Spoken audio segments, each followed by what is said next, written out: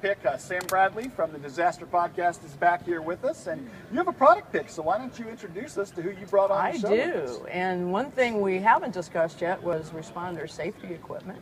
And those of us that have been doing this for a long time don't have intact backs because we didn't have these kinds of things back then. So this is Captain Glenn Doty, Livermore Pleasanton Fire Department. Good. So as a fire guy, they obviously realized, hey, we're risking ourselves picking people up. So being the smart man that he is, he came up with this great idea, which he calls the Doty belt. Yes.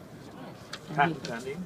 Okay. Yeah. Trademark. Trademark the ball, registered ball. So why don't you open it up and let us take a look at it? So yeah, the Doty belt. Right, so it comes in 3 different sizes. This is my largest size. That's the bag that it comes into. So this in here has 6 handles on it.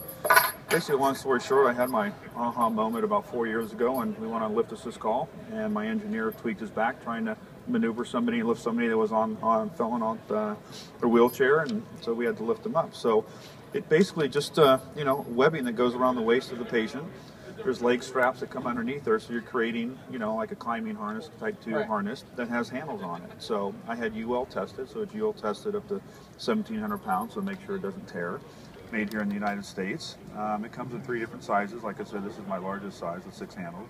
But we also use it in search and rescue. Certain teams like it. Physical therapy. Yeah, but we do, as a nation, we go on hundreds of thousands of lift assist calls a year. And there's really not a lot of tools out there that are simple, easy to use, lightweight, cost effective to be able to carry, whether it's an ambulance, fire engines, search and rescue teams. It's an elegant tool because, really, people don't have handles, right? I heard somebody else talking about that earlier. People don't have handles. They just, So really, where do you grab onto somebody to lift them appropriately? And not just for the provider's safety, but for the person's own dignity. Yeah, personal dignity. exactly. Lifting them. If you don't have another device to do that, it needs something like this to really give you a place to grab a hold of. Yeah, exactly. We get a lot of feedback from the patients themselves. They're saying, last time you guys were here, you didn't have a device, and then, my armpits lifted up, and you hurt my shoulder, and all this other stuff. Put this on there, so the patients really like that as well. At least the ones that can speak to us. Obviously we use it on unconscious patients as well, being able to pull them out of the bathtubs and those types of things. We use it in auto extrication as well. So, getting handles on that patient at a lower pelvic area to be able to securely move them. And fantastic. Well, when you put them out on our engines, did just using them help you make this better or give you more ideas on how you can use it? Yeah, absolutely. If we come up, firefighters, we can, come up with a lot of different ideas to use it. Some guys like, well, can we repel with it? No, you can't. But if they'd probably try to, but no, you can't. But also that's why I made it with the, D-rings. They made those out of steel instead of plastic. So one of the benefits of that as well.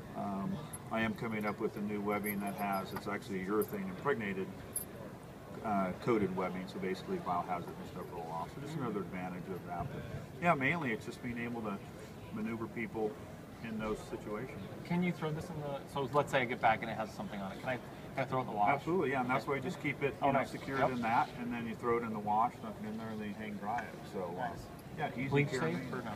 Is what? Are they bleach safe? No. They're not, okay. You can, cap full kind of thing. Right. None of that goes but yeah, I prefer just, mild detergent itself. But yeah.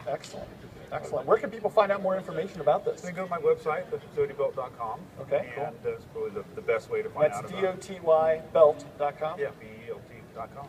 Excellent. Fantastic. Well, Glenn, thank you very much. Thank you, first of all, for coming up with an innovative idea and way to put handles on people. Yeah, appreciate it. Well, we always say that, too, that most of the innovation from our industry comes from people that are doing it. And don't have it. Well, yeah, because we're like, oh, see the need for it. Yeah, right, exactly. I've been a fireman for 23 years now. And Nice. Yeah. Thank you. Thanks for having me. Great. Thanks for coming on. And we'll be back in a second with another innovator segment. And we want to thank you guys for checking out all these things here from the Physio Control Podcast Studio at EMS World Expo 2014.